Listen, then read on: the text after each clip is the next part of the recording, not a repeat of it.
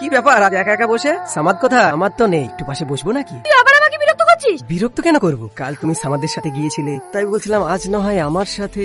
এসব কথা তোকে কে বললো? কেউ বলেনি তো, আমি তো ডাইরেক্ট দেখেছি। তুই দেখবি এই যাই বলো না কেন, ভিডিওটা কিন্তু দারুণ বানিয়েছে, একদম টপ ক্লাস। মাঝে মাঝে আমাদের এরকম ভিডিও বানাতে অনেক ইচ্ছা হয়, বুঝতেই পারছো সোশ্যাল মিডিয়ার যুগ। আজ আমি একা দেখেছি, কাল পুরো দুনিয়ার লোক।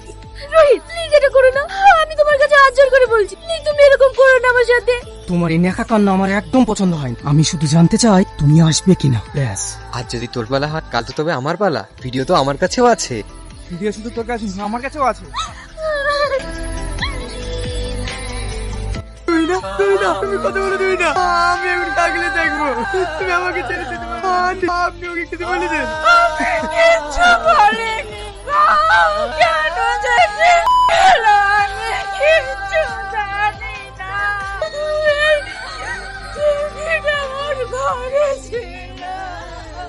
রিয়াজ আমার জন্য অনেক কিছু করেছি, আর আমি এটাও জানি তুই আমাকে নিজের জীবনের চেয়েও বেশি ভালোবাসি। মনে আছে ওকে একটা কলেজের ছেলের কথা বলেছিলাম, সে আমার বন্ধুদের সুযোগ নিয়ে আমার জীবনটাকে নষ্ট করে দিয়েছে। তাই আমি এই নষ্ট জীবন নিয়ে তোর পবিত্র ভালোবাসার অসম্মান করতে পারলাম না। আমি কখনো করতে চাইনি রে, আমারও ইচ্ছে ছিল তোর সাথে সুখে সংসার করার, সেটা আর আমার হলো না। তুই অনেক ভালো, একটা ভালো মেয়ে থেকে বিয়ে করে সুখী হোস, আর পারলে তুই হতভাগীটাকে ক্ষমা করিস। তুই না, তুমি আমাকে একা রেখে যেতে পারো না। তুই না, এখন কথা বলে তুই না, তুই না।